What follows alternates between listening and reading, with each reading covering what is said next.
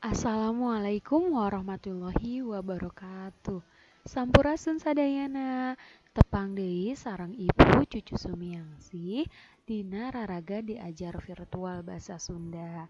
Hidup sadaya kumaha dararamang, mugia urang sadaya dipaparinan kasehatannya ku Allah Subhanahu wa taala.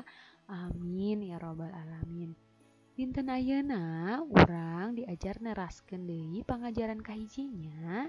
Satu acan urang ngawitan, hayu urang sami-sami ngadoa ti payungnya.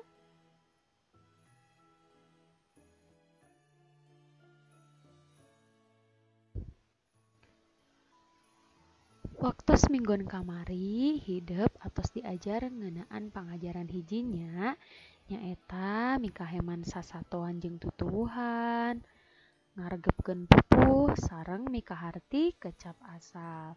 Tah dinten ayeuna urang teraskeun wae nya ka pangajaran salajengna nyaeta ngeunaan mikaweuruh pupuh. Dinten ayeuna urang neraskeun deui nya pangajaran nu kamari. Tah ayeuna hideup bade diajar ngeunaan mikaweuruh pupuh. Mikaweuruh pupuh teh naon, Bu? Mikaweuruh teh hartosna mengenal pupuh. Jadi kalian akan belajar mengenal pupuh. Tah, pupuhnya eta bangun ugeran puisi tradisional Sunda nu geus tangtu patokanana. Minggon kamari Ibu atos ngajentrekeun nya.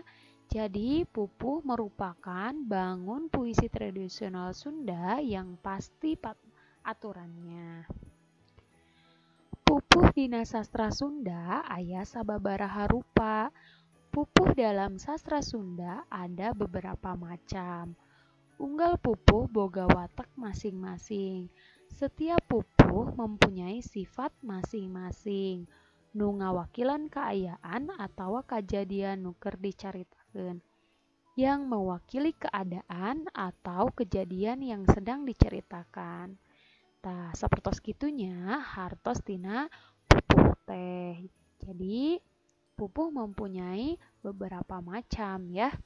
Nah, rupa-rupa pupuh nyaeta macam-macam pupuh, yaitu di dieu aya sababaraha salah sawiosna teh aya asmarandana, dangdang gula, balakbak, durma, gambuh, gurisa, jurudemung, kinanti, ladrang, terus lambang, magatru, maskumambang, mijil, wirangrong, pangkur, pucung, sareng sinom. Tah ieu teh mangrupi rupa-rupa pupuh. Hidup atos terangnya contoh salah sahiji pupuh teh. Minggon kamari nyaeta pupuh pucung. Janten ayeuna mah hidup wios mengenal heulanya gitu. Tah ieu kedah terang heula nya. Tah dinten ayeuna hidup bade diajar anu salajengna nyaeta ngeunaan mikaweuruh kalimah basa jan. Tah kumaha nya Bu mikaweuruh kalimah basa jan teh? Dieu Ibu bade ngajentrekeun heula nya. Mikaweuruh teh artina mengenal. Terus kalimah artina kalimat. Terus basa jan artina sederhana. Janten mikaweuruh kalimah basa jan teh hartosna mengenal kalimah sederhana. Tah dinten ayeuna anjeun diajarna ngeunaan mengenal kalimah sederhana atanapi mikaweuruh kalimah basa jan. Hidup kedah tiasanya. Tah di dieu Ibu bade masihan contona ngeunaan mikaweuruh kalimah basa jan. Insyaallah gampilnya. Tah di dieu aya contona. Di dieu teh aya kecap atanapi kata anu teu acan nyusun nya. Tah di dieu teh aya meuli buku Roni.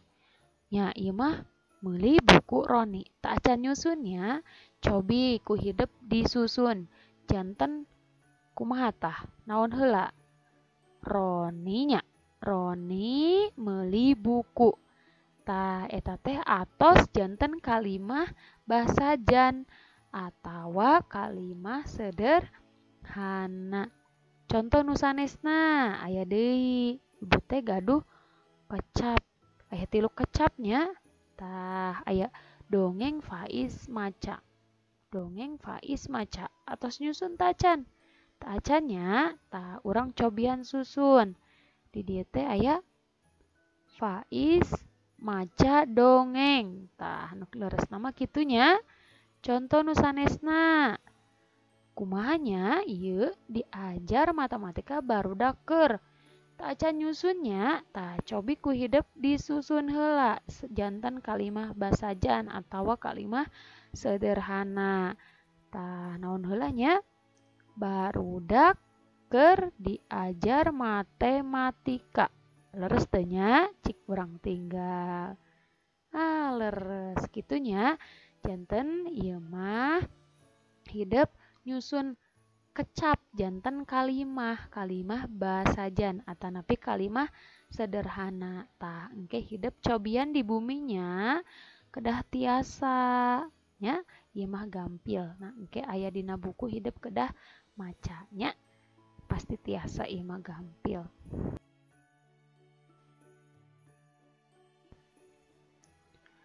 Tah hidup ayeuna atos tiasanya ngadamel kalimah basajan. Tah ayeuna ibu hoyong hidup tiasa nyieun kalimah basajan dumasar kana gambar. Kumaha Bu eta teh maksudna kitunya? Tah maksudna teh di dieu hidup membuat kalimah sederhana berdasarkan gambar. Nah di dieu aya nya contona. Ibu teh gaduh gambar. Gambar eta aya budak pameget ngangge acuk beureum nuju tatih nyapengan sapu. Sapertosna mah nuju sasapunya. Tah di dieu ku ibu dinamian Arip. Oh hidup mah bade saha we namina bebasnya. Mangga ibu mah bade Arip. Arip keur sasapu. Tah kitunya kalimah basajana teh. Kalimah sederhana teh kitunya. Di dieu ibu oge gaduh gambar naon tah? Gambar barudak nuju beberesnya. Ibu bade nganamian eta mah barudak kelas 3 misalna teh nya. Tah kalimahna teh barudak kelas 3 beberes kelas. Kitu kalimah basajana teh nya. Hidup kedah tiasanya. Tah contoh nu katilu aya gambar naon nya? Oh, aya gambar leuweung atawa hutannya ieu teh. Kalimahna kumaha nya? Tah hidup cobian di buminya. Upami ibu mah hoyong di leuweung loba tutuwuhan. Tah kitunya eta teh kalimah basajan atau kalimah sederhana. Hidup pasti tiasa di buminya cobian ngadambel kalimah basajannya. Mungkin aya latihanna nya cobian di bumi.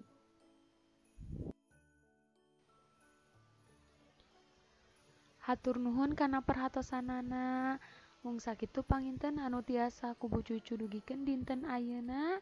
Mudah-mudahan hidup di bumi tiasa ngartosnya ngeunaan materi dinten ayeuna. Tetap semangat, kedah rajin maca di buminya, kedah seueur latihan oge. Tetap semangat pokona mah kanggo sadayana nya. Hapunten samudaya kalepatan. Hatur nuhun. Assalamualaikum warahmatullahi wabarakatuh.